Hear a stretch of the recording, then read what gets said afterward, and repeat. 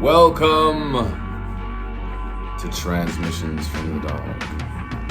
Every fucking time, I'm gonna say it. Every time, I'm gonna say it.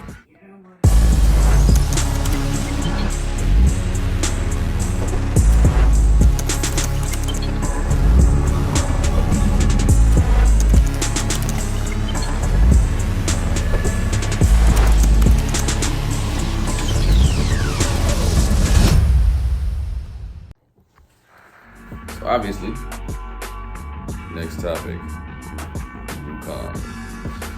So this is a story of Wukong, as told by Dark Years, the adventures of Wukong. I've always loved Wukong, even as a kid. And this is before I realized the correlation between Dragon Ball and there's a correlation between Dragon Ball and other anime and Wukong. They're all, all that shit. But I always loved the story. I love what he stood for. I love the fact that he was a jokester, prankster, all that shit. Like, Wukong is topically funny, but he can also kick ass. So I wanted to do something. I wanted to do one. And one day I was watching one of my favorite movies, Big Trouble in Little China, and I was like, it came to me the way I wanted to do Wukong. Put him in a Neo Shanghai setting, right? And future him up a little bit. And so, the Adventures of Wukong had arrived. I felt like that was going to be a dope. That's something different. Also, putting him in a deep depression because he's tired of winning his fights all the time. He doesn't have another adventure to go on. He feels like he's done it all. Putting him in that space, I felt like it's a different space. He's an adventurer with no adventures anymore. He's conquered the realm. He's partying now. He's cutting the check right now. He's out there living. And he's just tired of doing the same shit over and over again. It's always women, alcohol, and whatever. So he's been down for a while. Now also, in this future, gods are very much known. Wukong walks around with the people in some cases. The godlike people too, the half-breeds, like Zeus's children, all that shit. Like, he mills around with the half-breeds, with the people with money and all that shit. Because gods can make themselves a little more available to people. In his reality, Neo Shanghai is kind of like in between dimensions. So not a lot of people have access, but it has its own community, its own cities, all that shit. I think of it like Wakanda in China, and Wukong is the leader of Neo Shanghai. But he still has people in other dimensions higher than him, other gods that are up there too. The Jade Emperor is one of them. Usually he's on par with the Jade Emperor. I kind of made the Jade Emperor a little more above Wukong Station just to keep him. But also, they're friends. There's not very much conflict between them. They are not rivals. They are friends. So they get themselves in a bit of a pickle, and the fighting comes in. Here's where it strikes. Let the bodies hit the floor. Let the bodies hit the floor. Let the bodies hit the floor. Let the bodies hit the floor. Let the bodies hit the floor. Let the bodies hit the floor. I'm a nut job.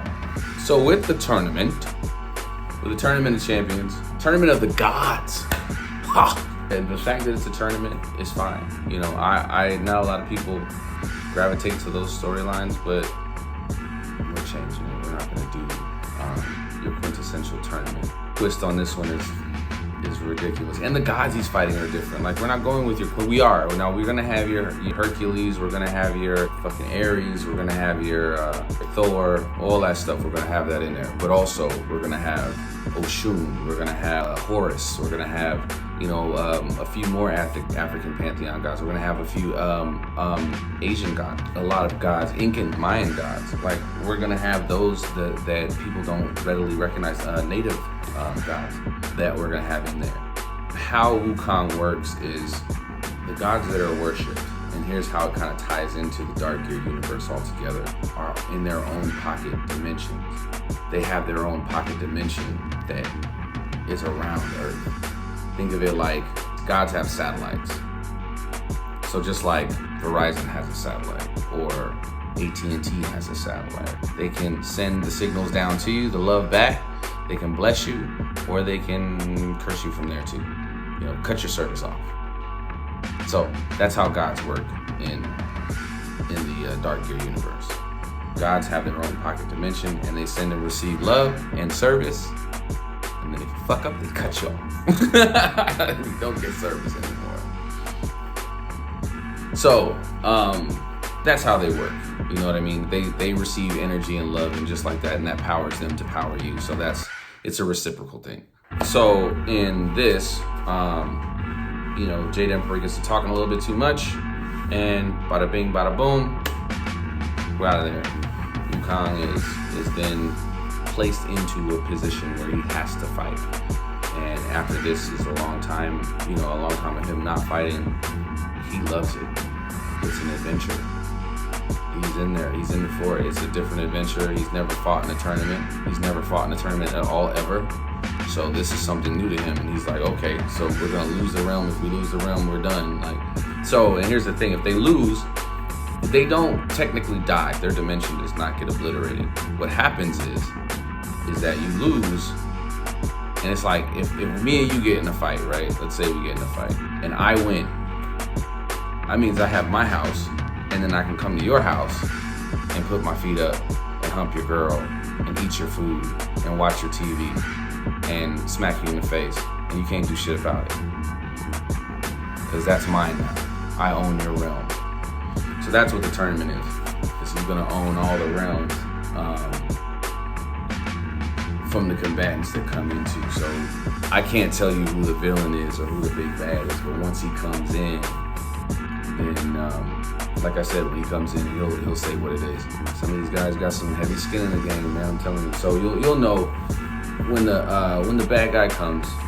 It'll be a pleasant surprise. It's something different, but he'll be, he's declared.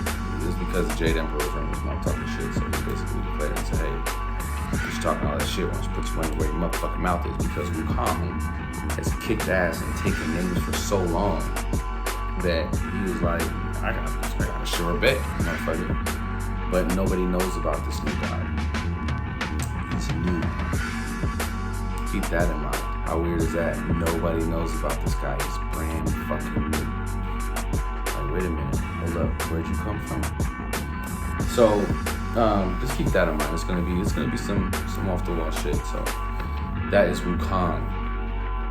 The Adventures of Wukong. I do not have an artist yet. I have written it. I would like to have a comedic writer, but also can write that action. You know what I'm saying? That's what I'm looking for on that book, is somebody to do that. I will have an artist really soon here. Once we get the artist, we're going to be talking about them and their artwork and how it's going to transition over to Wukong. So keep an eye out for the Adventures of Wukong, Dark Gear Comics. Yeah! Also, don't forget to like, share, subscribe, fucking post, talk, comment at the bottom. Good, bad, or indifferent. I love y'all. Haters and all. Love y'all. But yo, let's go. Let's keep Dark Gear moving. Even watching this video, you definitely support it, and I appreciate you. One love. Uptown all day. And peace.